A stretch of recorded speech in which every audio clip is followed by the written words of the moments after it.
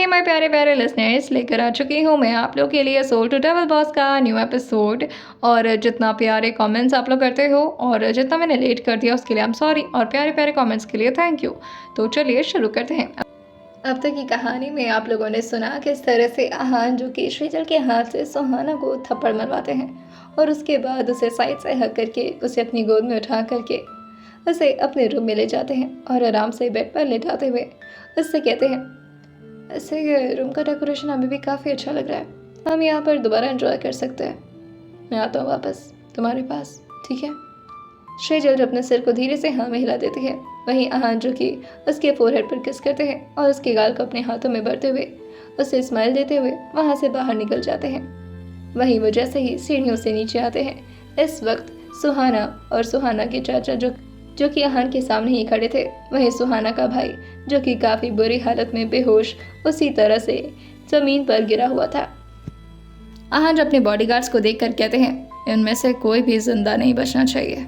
आहान जो सुहाना के चाचा के सामने आकर कहते हैं, बहुत शौक है ना मर्द बनने का। मर्दानी मतलब औरत को नीचा दिखाना या उसे यूज़ करना नहीं होता, उनसे प्यार करना, उनकी इज्जत करना होता है। और आहान खुराना के सामने कोई किसी लड़की की इज्जत को नीलाम करने की कोशिश करे तो मैं तो वैसे भी उसे ज़िंदा नहीं छोड़ता। और तूने तो मेरी बीवी पर हाथ डाला है, तुझे कैसे ऐसे जाने दूंगा। भगवान ने तो तुम दोनों को मर्द बना दिया, लेकिन अब ये शैतान, और वो अपनी तरफ इशारा करते हुए कहते हैं, ये तुम्हें नामर्द बनाएगा क्योंकि तुमने श्रीजल जैसी लड़की पर हाथ डालने की कोशिश की है जो इतनी मासूम, इतनी प्यारी है, और सबसे इम्पोर्टेंट वो मेरी बीवी है। किसी भी लड़की को हाथ लगाने के पहले ये सोच लिया करो कि उसका अंजाम क्या होगा। जैसे आहान ने इतना बोला था, सुहाना के चाचा उनके सामने अपने घुटने टेक कर उनके सामने काफ़ी मुश्किल से हाथ जोड़ते हुए कहते हैं, आइंदा से हमसे यह सब गलती कभी नहीं होगी, हमें माफ़ कर दीजिए सर। जो अपने पैर से उसके सीने पर मारकर उसे पीछे की तरफ गिराते हुए कहते हैं, तुझे माफ़ कर दूँ? तुझे पता है आज भी मेरी बीवी तेरी वजह से कितना ज़्यादा घबराती है, उसका नाइटमेयर बन गया है तू। तेरे जैसे खौफनाक सपने को मैं जिंदा छोड़ दूंगा? चल तेरी ख्वाहिश पूरी करता हूँ, तुझे जिंदा तो छोड़ दूंगा लेकिन जीने लायक नहीं छोड़ूंगा। दर्द दर्द फटक कर मौत की भीख मांगेगा लेकिन मौत तुझे नसीब नहीं होगी। और फिर वो अपने बॉडीगार्ड्स को देखते हुए कहते हैं, जल्दी लेकर जाओ यहाँ से इन दोनों को। वहीं वंदना जी भी अभी बाहर ही खड़ी थी। श्रीजल जो रूम की खिड़की से वंदना जी को देखते हुए कहती है, पता नहीं आपके हाथ कितना ज़्यादा दुख रहे होंगे, मेरे तो थोड़े भी हाथ जलते थे तो कितना तकलीफ होता था, आपके तो पूरे के पूरे हाथ पर छाला पड़ गया है। ये सर भी ना इतना ज़्यादा तकलीफ क्यों देते हैं किसी को, और क्या सीने में कोई दिल नहीं है और उन्हें तकलीफ नहीं होती दूसरों का दर्द देखकर। सुहाना भी वहाँ से जाती है लेकिन तभी आहान उसे रोकते हुए कहते हैं, ओ हेलो मैडम, कहाँ चलती हैं आप? आपका हिसाब करना तो अलग से बाकी है ना। और फिर वो अपने बॉडीगार्ड को देखकर कहते हैं, इस हाथ से बहुत परेशान किया इसने मेरी वाइफ को, और अपनी ज़ुबान से भी। और फिर वो अपने बॉडीगार्ड को देखकर कहते हैं, इसके हाथ और ज़ुबान कल तक मुझे दिखनी नहीं चाहिए। सुहाना जो तुरंत ही आहान के सामने गिड़गिड़ाते हुए कहती है, नहीं नहीं नहीं नहीं नहीं, ये मत करिए प्लीज़, मेरी ज़िंदगी बर्बाद हो जाएगी, कोई मुझसे शादी भी नहीं करना चाहेगा। आहान जैसे कहते हैं, क्या चाहती हो, पैर भी कटवाना है? अगर ज़्यादा गिड़गिड़ा है तो शरीर के एक एक पुर्जे अलग करवा दूंगा। बिना हाथ के तो जी लोगी, लेकिन अगर पुर्जे अलग हो गए तब तो मर जाओगी ना तुम। सुहाना जो कहती है, प्लीज़ ऐसा मत करिए। आहान जो कहते हैं, मेरे सामने रोने धोने का नाटक मत करो। और फिर वो अपने बॉडीगार्ड से कहते हैं, और ये हमारी बुआ जी कहाँ चले गए, उनकी खातिरदारी तो अभी पूरी तरह से की ही नहीं हमने। कि तभी पीछे से एक बॉडीगार्ड जो कि अंदर आते हुए कहता है, सर वो तो अपने हाथ को स्विमिंग पूल में डाल करके ठीक करने की कोशिश कर रही हैं। आज जैसे ही सुनते हैं वो अपनी भौवें को चढ़ाकर कहते हैं, अरे इतनी हिम्मत आ गई, मेरे बिना परमिशन के अपने हाथ को पानी में डाल लिया। लगता है अभी इन्हें चैन मिला नहीं है। और फिर वो अपने कदम को बाहर की तरफ बढ़ा देते हैं। सुहाना जो कि उनके पीछे पीछे आकर गिड़गिड़ाते हुए कहती है, माफ़ कर दीजिए हमें, हमसे गलती हो गई, हमें नहीं पता था कि श्रीजल आपके लिए इतनी ज़्यादा इम्पोर्टेंट बन चुकी है, हमें तो लगा था कि वो अभी भी आपकी रखेल। उसने इतना बोला ही था कि आज अपनी आंखों को जोर से बंद करते हुए ऊपर की तरफ देखते हुए कहते हैं, ओह गॉड, वैसे मैं नहीं चाहता हूँ कि मेरे घर में खून खून हो। अभी यहाँ पर ईरा आने वाला है और फिर वो ये सब वॉयलेंस को देखेगा तो उसे बुरा लगेगा। क्योंकि उसकी मेमोरी पर गलत इफेक्ट पड़े। इसी वजह से मैं यहाँ पर कोई कांड नहीं करना चाह रहा, वरना मैं खुद अपने हाथों से तुम्हारे जीभ को सैलेड की तरह काट देता। मेरी बीवी के बारे में बात कर रही हो, माइंड इट। सुहाना एकदम से चुप हो जाती है। वहीं वो बुआ जी की तरफ अब धीरे धीरे अपने कदम को आगे बढ़ा लेते और वो भी देखते हैं कि किस तरह से बुआ जी ने अपने दोनों हाथों को स्विमिंग पूल के अंदर डाल रखा है, जिससे उन्हें काफ़ी ज़्यादा रिलैक्स महसूस हो रहा था। आहान जी जो पीछे से आते हुए कहते हैं, काफ़ी तकलीफ हो रही है आपको हाथ में।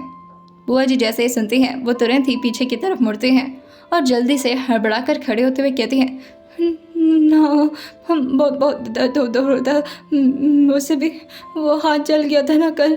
आहान जी कहते हैं, अरे इतना तकलीफ हो रहा है आपको, मुझसे तो ये आपकी तकलीफ देखी नहीं जा रही। और फिर वो अपने चेहरे को उनके सामने झुकाते हुए कहते हैं, क्या करूँ मैं आपकी इस तकलीफ़ को कम करने के लिए? अगर मेरे हिसाब से देखा जाए तो। और फिर वो अपने एक बॉडीगार्ड की तरफ देखते हुए कहते हैं, अगर इस हाथ को काट दिया जाए तो जलन कम हो सकती है ना?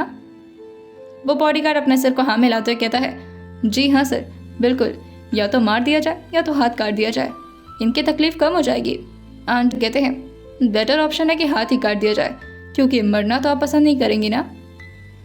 और फिर वो सुहाना और वंदना जी दोनों की तरफ देखते हुए कहते हैं, वैसे अच्छा भी लगेगा, बेटी माँ बिल्कुल एक जैसे, दोनों के हाथ नहीं, दोनों के दोनों लूले। और ये बोलकर वो अपने बॉडीगार्ड को इशारा करते हुए कहते हैं, इन्हें इनके घर पर छोड़ दो, और हाँ, बैंडेज करा कर छोड़ना, पता चले सारा खून बह जाए शरीर से तो फिर जिंदा ही ना बचे। अभी इतना जल्दी इन्हें मरने नहीं देना है। उनके बॉडीगार्ड अपने सिर को हाँ में हिला लेते हैं। बॉडीगार्ड्स उन चारों लोगों को गाड़ी के अंदर भर लेते हैं। सबके सब गिड़गिड़ाए जा रहे थे सिवाय एक के, क्योंकि एक तो अभी भी बेहोशी के हालत में था।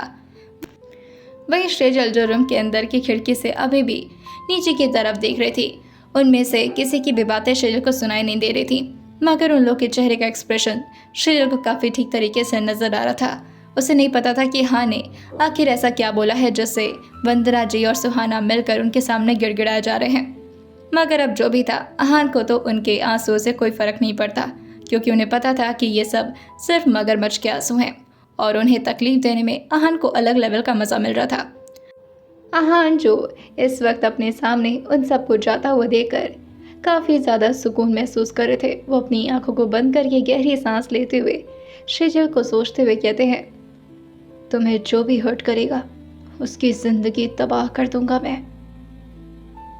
और वहीं उनकी आंखों के सामने श्रेजल का हल्का मुस्कुराता हुआ चेहरा नजर आने लगता है। आहान जो जैसे ही श्रेजल के बारे में सोचते हैं, उनको फिर से श्रेजल से मिलने की क्रेविंग होने लगती है। वहीं श्रेजल तो इस वक्त खिड़की पर ही खड़े होकर के बाहर की सारी चीज़ों को देख रही थी, मगर उसे समझ कुछ नहीं आ रहा था कि आखिर बाहर क्या हो रहा है। चाहते तो आहान भी इस वक्त उन सब के सबको यहीं पर मार सकते थे, मगर वो श्रेजल को इस तरह से एक खौफनाक नज़ारा नहीं देना चाहते थे। उन्हें पता था कि उनके श्रेजल का दिल कितना ज़्यादा कमज़ोर है। वहीं वो फिर से मेंशन के अंदर लौटते हैं और तुरंत ही अपने रूम में चले आते हैं। वहीं रूम में अभी भी उनके रूम की डेकोरेशन बिल्कुल कल की तरह ही थी। हर जगह रोज़ के पेटल्स, रोज़ के फ्लावर्स, कुछ कैंडल्स जो कि पूरी तरह से बुझ चुके थे। हाँ, जो पीछे से श्रेजल को अपनी बाहों में जकड़ कर उसको धीरे से उसके गाल पर किस करते हुए कहते हैं, क्या हुआ, ठीक हो तुम? श्रेजल जो इस वक्त सामने की तरफ ही देख रही थी, वहीं वो बाहर की तरफ देखते हुए कहती है, आप क्या कह रहे थे उन लोगों से? वो लोग आपके सामने हाथ क्यों जोड़ रहे थे? क्या आप उन्हें डांट रहे थे? आहान जो उसकी बातों को सुनकर उसके बाल को एक साइड में करते हैं और फिर उसके कंधे पर अपने चिन को टिकाते हुए कहते हैं, तुम इस बारे में क्यों सोच रही हो? तुम सिर्फ मुझ पर ध्यान दिया करो। श्रेजल अपने सिर को हिलाते हुए कहती है, हाँ ठीक है, पर उन लोग के हाथ में दर्द हो रहा होगा, बेचारे वो लोग। कि तभी आहान उसको एक झटके से अपनी तरफ करते हुए कहते हैं, तुम मुझे तो कभी बेचारा नहीं बोलती। श्रेजल जो आहान को देखकर कहती है, सॉरी, मुझे नहीं पता था आप इस बात से नाराज़ हो जाएंगे, लेकिन उनके हाथ जले हैं ना, आपके थोड़ी ना, अब उनको देखकर ही तरस आएगी ना। आहान जिसकी बात सुनकर कहते हैं, अच्छा तो उनके हाथ जले इसलिए वजह से तुम्हें उन पर तरस आ रही है, मतलब अगर मेरे साथ कुछ होगा तो मुझ पर भी तरस खाओगी ना तुम? श्रेजल आहान की बात को समझ तो नहीं पाती, लेकिन उनका जवाब देते हुए कहती है, हाँ वो तो सीधी सी बात है, अगर कोई भी किसी तकलीफ़ में होगा तो उसको देखकर बुरा तो लगेगा ना, और फिर उसके लिए इमोशनल भी फील होगा। आहन तुरंत ही अपने पॉकेट से एक लाइटर निकालते हैं और उसे जलाकर अपने हाथ को उसके ऊपर रख देते हैं। इस तरह आहन को अपने ही हाथ को हर्ट करता देखकर श्रीजल, जो उन्हें घबराता हुआ देखकर कहती है, ये क्या कर रहे हैं आप? आपके हाथ जल रहे हैं। आहन जो उसकी तरफ किसी साइकोपैथ की तरह देखते हुए कहते हैं, तो जलने दो। अगर तुम्हारे दिल में कोई भी फीलिंग्स हो तो वो सिर्फ आहन खुराना के लिए। अगर तुम्हारी आंखों में इमोशन हो तो वो सिर्फ आहन खुराना के लिए। तुम्हारी दुनिया मुझसे शुरू हो और मुझ पर ख़त्म हो जाए। किसी और के बारे में तुम परेशान नहीं हो सकती। मुझे अच्छा नहीं लगता। श्रीजल जो कहती है, नहीं होंगी किसी और के लिए परेशान। आप प्लीज़ अपना हाथ चलाना बंद करिए, आपको दर्द हो रहा होगा। आहन जो मुस्कुराते हुए देखकर कहते हैं, मुझे दर्द नहीं हो रहा। मुझे ये देखकर अच्छा लग रहा है कि तुम्हें मेरा दर्द देखकर तकलीफ हो रही है। आहन की कही सारी बातें श्रीजल के सर के ऊपर से निकल रही थी। वैसे तो उसके पल्ले कुछ भी नहीं पड़ रहा था कि आहन कहना क्या चाहते हैं, मगर इस वक्त आहन को इस तरह अपने ही हाथ को लाइटर से जलाता देखकर श्रीजल थोड़ा परेशान होकर आहन के हाथ से उस लाइटर को ले लेती है और उसे साइड की टेबल पर रखते हुए कहती है, आप खुद को हर्ट क्यों कर रहे हैं मेरी वजह से? आहन जैसे कहते हैं, क्योंकि मुझे अच्छा लगता है जब तुम मेरे बारे में केयर करती हो, जब तुम्हारे आंखों में सिर्फ आंसू मेरे लिए होते हैं। तुम नहीं समझोगी इसे, but I am obsessed with you.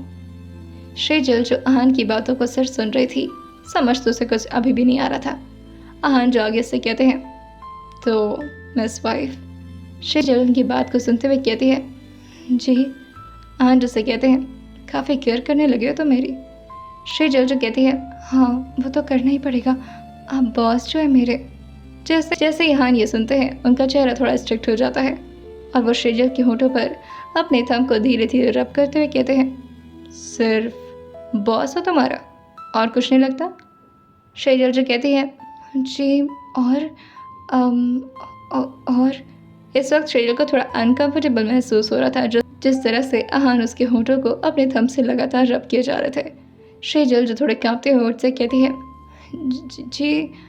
अब श्रीजल आगे कुछ कैसे ही कहती, उसके होठ पर तो इस वक्त आहन की उंगलियां थी। आहन जैसे कहते हैं, तुम कंटिन्यू करो, बोलना बंद क्यों कर दिया? श्रीजल जो अपनी आंखों को बंद करके अपने चेहरे को दूसरी तरफ कर लेती है, तो आहन के हाथ ही अब श्रीजल की गालों पर धीरे धीरे फिरने लगे थे और वो उसे ऐसे टच कर रहे थे जैसे वो श्रीजल के हर एक अंग को महसूस करना चाहते हों। वो श्रीजल के कान के पास आकर धीरे से अपने होठों से कहते हैं, बोलिए मैडम, क्या सिर्फ आपका बॉस लगता हूँ मैं और कोई रिश्ता नहीं हमारा? श्रीजल जो कुछ सोचते हुए अपने चेहरे को हाँ में हिलाते हुए कहती है, जी है। आहन जिससे कहते हैं, तो फिर बताइए ना, क्या है आखिर हमारा रिश्ता? श्रीजल जो उनकी तरफ हिम्मत करके देखना तो चाह रही थी, लेकिन फिर से वो अपने चेहरे को दूसरी तरफ कर लेती है। आहन जो उसके गर्दन पर अपने धीरे धीरे हाथ को फेरते हुए कहते हैं, बताओ और कितना वेट कराओगे? श्रीजल जो कहती है, अब हस्बैंड भी है हमारे। आहन जैसे ही सुनते हैं, वो तुरंत ही श्रीजल के सीने के पास अपने सिर को ले आकर अपने आप को श्रीजल की बाहों में छुपाते हुए कहते हैं, दैट्स लाइक माई वाइफ। यही सुनना चाह रहा था मैं। श्रीजल भी आहन को इस तरह अपने करीब आता देखकर थोड़ा पीछे की तरफ झुकने लगती है। आहन जो उसको पीछे से कमर से पकड़ते हैं और जानबूझकर उसे अपनी तरफ खींचते हुए कहते हैं, कहाँ भाग रही हो मैडम? श्रीजल जो कहती है, कहीं नहीं, मुझे खाना बनाना है। आहन जो उसकी बात सुन करके अपने चेहरे को ऊपर करके श्रीजल की तरफ देखते हुए कहते हैं, खाना बनाना है? श्रीजल जो कहती है, हाँ खाना बनाना है। आहन जो से कहते हैं, कोई ज़रूरत नहीं है, वहाँ के कुछ स्टाफ को मैं यहाँ पर बुला रहा हूँ। अब जब तक तुम यहाँ पर हो, वो सारे स्टाफ तुम्हारा ख्याल रखेंगे यहाँ पर। और वैसे भी, और वही उनका चेहरा धीरे धीरे मायूस हो जाता है। आहन जो आगे कंटिन्यू करते हुए कहते हैं, तुम्हें पता है ना मैं आज जा रहा हूँ? श्रीजल जो कहती है, कहाँ जा रहे हैं आप? आहन जो श्रीजल की इस रिएक्शन के लिए वैसे तो उम्मीद नहीं किए थे। उन्हें लगा था कि श्रीजल नॉर्मली ही रिएक्ट करेगी। इस तरह श्रीजल को परेशान होता हुआ देखकर आहन फिर से ठीक से खड़े होते हैं और श्रीजल को देखते हुए कहते हैं, क्यों ऐसे क्यों पूछ रहे हैं? अच्छा नहीं लगेगा मेरे बिना? श्रीजल जो कहती है, नहीं। और ये बोलकर वो फिर से अपने चेहरे को नीचे करते हुए कहती है, ऐसी बात नहीं है। आहन जो कहते हैं, पर मुझे तो लग रहा है ऐसी कुछ बात है, आपको रहा नहीं जाएगा मेरे बिना।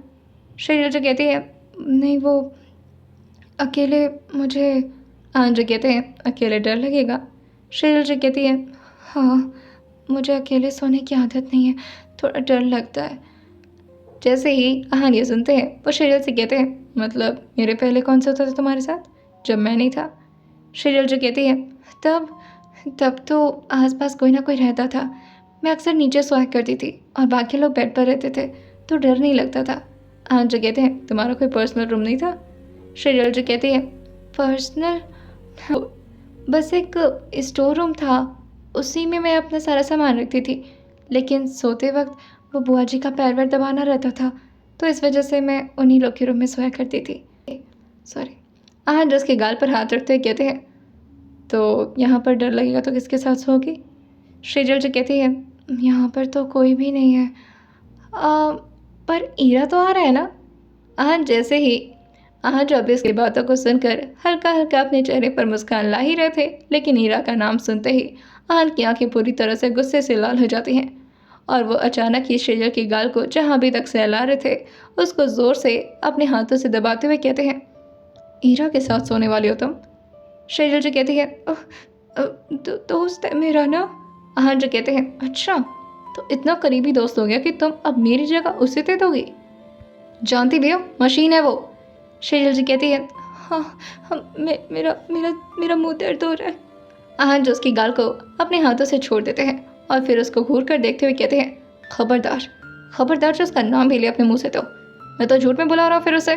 मुझे तो लग रहा था कि तुम्हारा सिर्फ ख्याल रखेगा और तुम्हें थोड़ा बहुत एंटरटेन करेगा, लेकिन मेरी जगह नहीं ले सकता, वो नौकर है मेरा वो। शेजल जो कहती है, हाँ मैं समझ गई। आहान जो कहते हैं, क्या समझ गई तुम? शेजल जी कहती है, उसके साथ नहीं सोना है। आहान जो उसकी बात को सुनकर कहते हैं, तुम्हारे पास अपना कोई फ़ोन नहीं है? शेजल जी कहती है, नहीं मेरे पास कहाँ फ़ोन है। आहान जो से कहते हैं, कोई बात नहीं मैं अरेंज करवा दूंगा। फिर कहते हैं, पूरी रात मेरे साथ वीडियो कॉल पर रहोगी तुम। शेजल जी कहती है, पर आहान जो कहते हैं, कोई परवाह नहीं, पूरी रात भर नींद तो आने वाली है नहीं, नींद तो तुम्हारे साथ ही आती है। फिर उनकी आंखें फिर से धीरे धीरे शेजल को देखकर सॉफ्ट होने लगती हैं, लेकिन फिर से वो अपनी ऑरा में वापस आते हुए कहते हैं, याद रखना वीडियो कॉल मैं करूँगा, रिसीव कर लेना, और आसपास अगर कोई भी मुझे तुम्हारे नज़र आया अगले दिन मैं उसकी हड्डी तोड़ दूंगा। शेजल जी कहती है, जी समझ गए। वहीं शेजल जो वहाँ से जाते हुए कहती है, मैं तब तक आपके लिए खाना वगैरह का अरेंजमेंट। आज उसके हाथ को अपने हाथ में लेते हैं और उसकी सारी उंगलियों को अपनी उंगलियों के बीच फंसाते हुए कहते हैं, मुझे अच्छा नहीं लगेगा तुम्हारे बिना। और ये बोलकर वो अपना चेहरा किसी मासूम बच्चों की तरह बना लेते हैं। अब शेजल को आहान को इस तरह देखने की तो आदत ही नहीं, जिसकी वजह से पहले तो वो थोड़ा सा हैरान हो जाती है। वहीं आहान अपने चेहरे को धीरे धीरे उसके सीने के पास लाते हैं और अपने सिर को उसके सीने से लगाकर उसको ज़ोर से हक करते हुए कहते हैं, मुझे सच में तुम्हारे बिना अच्छा नहीं लगेगा। सोचकर भी डर लग रहा है, कैसे रहूँगा तुम्हारे बिना, वो भी एक पूरी रात। कल शाम तक वापस लौटूंगा, बहुत मिस करूँगा तुम्हें। शेजल जो कहती है, सॉरी मुझे बहुत बुरा लग रहा है आपके लिए, क्या जाना ज़रूरी है?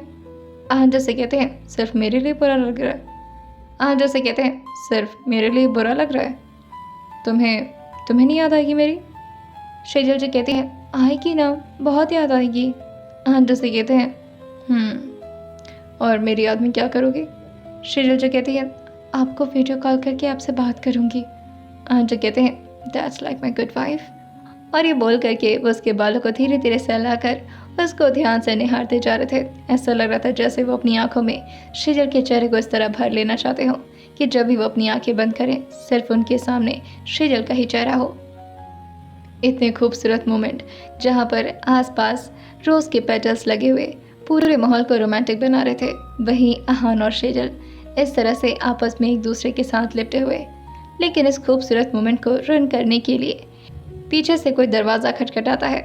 आहान और शेजल जो कि इस वक्त एक दूसरे में थोड़े बहुत गुम से हो गए थे, जिसकी वजह से अचानक खटखटाने की आवाज़ सुनकर दोनों होश में आते हैं। आहान जो गुस्साते हुए कहते हैं, कौन है? वहीं बाहर से दरवाज़ा धीरे से खुलता है और एक आवाज़ आती है, सर मे आई कम इन? जैसे ही आवाज़ आहान के कानों में पड़ती है उनका जबड़ा कस जाता है, लेकिन जैसे ही आवाज़ शेजल के कानों में पड़ती है उसके चेहरे पर फिर से एक स्माइल तैर जाती है और वो जैसे ही दरवाजे की तरफ खुद को आगे बढ़ाती, आहान उसको ज़ोर से पकड़ते हैं और उसके बाजू को पकड़कर अपनी बाहों में भरते हुए कहते हैं, कहाँ चली तुम? शेजल जी कहती है, ये तो ईरा है। हाँ जो अपनी भौवें से कोड़ कर कहते हैं, हाँ तो? शेजल जी कहती है, तो वो बेचारा अंदर आने के बारे में बोल रहा है, उसके लिए दरवाज़ा तो खोल दो, उससे दरवाज़ा खुलता नहीं है, उसका हाथ छोटा छोटा है ना। तो आंजू से कहते हैं, बड़े फिक्र हो रही है उसकी। शेजल जी कहती है, सॉरी मैं तो बस सोची। आंजू से कहते हैं, तुम किसी और के बारे में सोचा भी मत करो, मेरी हो तुम, सिर्फ मेरी, ठीक है? शेजल जी अपने चेहरे को हिलाते हुए कहती है, हाँ। आंजू से कहते हैं, और वैसे भी उसे अंदर आने की ज़रूरत नहीं है, जब बाहर जाना तभी उससे मिलना, अभी रूम के अंदर बुलाने की ज़रूरत नहीं है। शेजल जी कहती है, पर आंजू से कहते हैं, क्या पर? कोई परवाह नहीं, कह दिया ना मैंने, कोई नहीं आएगा तुम्हारे रूम में, सिर्फ अकेले तुम रहोगी। शेजल जी कहती है, और मुझे डर लगेगा तो? आंजू से कहते हैं, तो वीडियो कॉल पर मैं रहूँगा ना। शेजल जी कहती है, जी समझ गई मैं। वहीं ईरा जो कि अब खुद ही दरवाज़ा खोल चुका था और वो थोड़ा अंदर आकर के फिर से आहान से परमिशन मांगते हुए कहता है, सर मैं आई कम इन? आहान जो उसकी तरफ मुड़ते हैं और उसको एक फेक स्माइल पास करते कहते हैं, कम इन डियर कम इन, तुम्हारी तो कमी महसूस हो रही है मुझे। रूम के अंदर अगर जब तक आओगे नहीं तब तक तुम्हें चैन तो मिलेगा नहीं। देख नहीं रहे यहाँ पर कितनी रोमांटिक बातें चल रही हैं और बीच में आकर के घुसे जाना है? मशीन हो, मशीन की तरह हरकतें किया करो। वहीं जहां आहान इस तरह से ईरा को डांट रहे थे, ईरा आहान के चेहरे को अच्छे से पढ़ पा रहा था। इस वक्त तो शेजल और आहान दोनों के चेहरे को स्कैन करते हुए कहता है, आप मुझसे जेलस हो रहे हैं सर?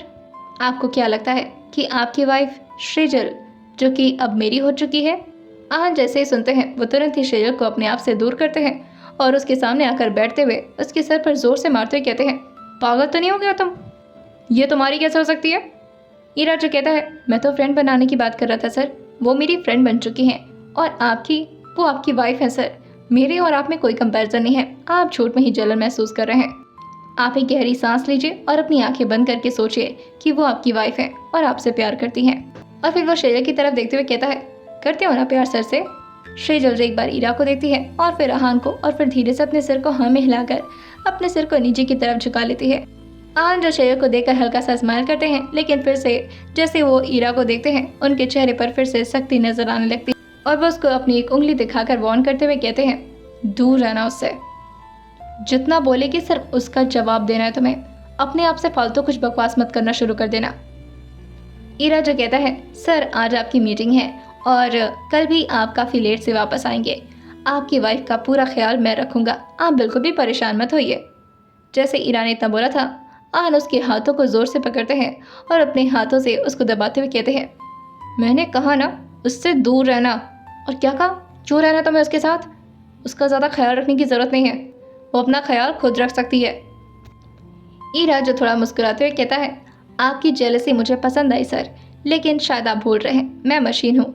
आपके इस तरह से मेरे हाथ को दबाने से ना तो मुझे दर्द होगा और ना ही कोई प्रॉब्लम, लेकिन हाँ आपके हाथ को चोट ज़रूर लग सकती है। आहान जो खड़े होकर उससे कहते हैं, तुम कभी कभी मुझे बहुत इरिटेटिंग लगते हो। ईरा जो कहता है, नहीं सर, मैं सिर्फ आपको तभी इरिटेटिंग लगता हूँ जब आपकी वाइफ की बात आती है और ये काफ़ी क्यूट है। और फिर वो शेजल की तरफ अपने हाथ को वेव करते हुए कहता है, हाय शेजल, हाय माय फ्रेंड। शेजल भी अपने हाथ को उठाती, लेकिन आहान उसे पीछे घूरते हुए कहते हैं, तुम्हें खाना की तैयारी करनी थी ना, जाओ तुम किचन में जाओ। और फिर वो ईरा की तरफ देखते हुए कहते हैं, तब तक मैं इसकी प्रोग्रामिंग में कुछ चेंजेस लाता हूँ। शेजल को तो वैसे मन था कि वो ईरा से कुछ बात करे, लेकिन अब आहान का ऑर्डर मिलने की वजह से वो तुरंत ही रूम से बाहर चली जाती है। वहीं ईरा जो कि इस वक्त आहान की आंखों में अपनी आंखों को डालकर देख रहा था, आहान उसके सामने झुकते हुए कहते हैं, तो मिस्टर ईरा जी। ईरा जो कहते हैं, आप इतनी इज्जत कब से देने लगे sir, thank you so much. Ahaan जो से कहते हैं, तुम ब्रदर और सिस्टर के रिलेशन को जानते हो? ईरा जो कहता है, हाँ सर मैं जानता हूँ। आहान जो कहते हैं, वेरी गुड, तो खुद को शेजल का भाई समझना, समझे तुम? ईरा जो कहता है, नहीं सर ये तो पॉसिबल ही नहीं है। आहान जो उसकी बात सुनकर कहते हैं, और क्यों पॉसिबल नहीं है? ईरा जो कहता है, सर इसमें गुस्सा करने वाली कोई बात नहीं है, मैं उसका भाई नहीं बन सकता क्योंकि मैं एक मशीन हूँ। आहान जो कहते हैं, और फ्रेंड तो बहुत आराम से बन गए थे तो ये तब याद नहीं आया कि तुम एक मशीन हो और उसके साथ फ्रेंडशिप नहीं कर सकते? ईरा जो कहता है, फ्रेंड बनने के लिए ही आप लोगों ने बनाया था। अगर मैं इस प्रोग्रामिंग को फॉलो नहीं करूँगा तो फिर एज अ रोबोट ही मेरे लिए शर्मनाक बात होगी। आन को समझ आ चुका था कि वो अब ईरा से कंपटीशन नहीं जीत सकते और बातें करने में तो वो आहान से भी ज़्यादा माहिर था, जिसकी वजह से वो खड़े होते हैं और उससे देखते हुए कहते हैं, छोटा सा है नहीं, मेरी ज़िंदगी में तांडव मचाने आ गया है। मैं ही बेवकूफ़ हूँ, इसको बुला लिया। और ये बोलकर वो खुद ही रूम से बाहर निकल जाते हैं। आइए जानते हैं क्या सच में आहान जेलस हो रहे थे ईरा और शेजल की फ्रेंडशिप देखकर। आइए जानते हैं अब आहान का नेक्स्ट मूव क्या होने वाला है और किस तरह से शेजल और आहान की ज़िंदगी आगे बढ़ेगी। आइए जानते हैं इसे आने वाले एपिसोड में और सुनते रहिए सोल टू डेविल बॉस सिर्फ और सिर्फ स्टोरी विद सौम्य के साथ।